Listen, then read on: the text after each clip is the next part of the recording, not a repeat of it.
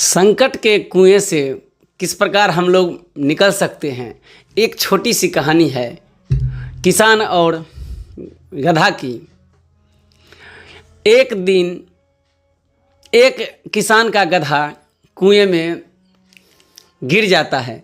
इस पर जो है किसान बहुत रोता है, बहुत प्रयास करता है कि उस गधे को कुएं से बाहर निकाल दिया जाए, परंतु उस किसान से वह गधा जो है निकल नहीं पाता है।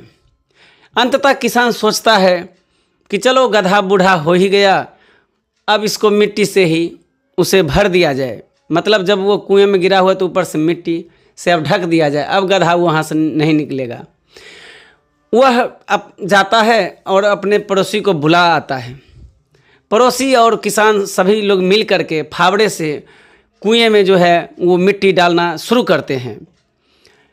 मिट्टी जैसे जैसे कुएं में डाला जाता है वैसे ही गधा समझ जाता है कि बहुत कुछ हो रहा है और वह रोने लगता है।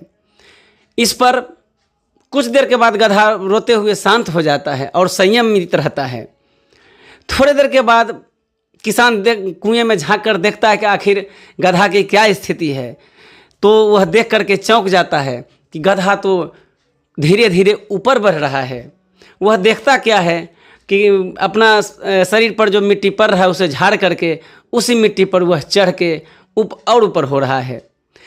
कुछ देर के बाद गधा जो है इसी तरह प्रयास करते रहा और अंततः वह उसी मिट्टी पर चढ़ करके जिसको कि किसान और उसके पड़ोसी द्वारा ढकने का प्लान था, उसी मिट्टी के सहारे वो धीरे धीरे ऊपर आकर के कुएं से बाहर आ ही गया और वह खुशी से उछल पड़ा और दूर जा कर के नाचने लगा।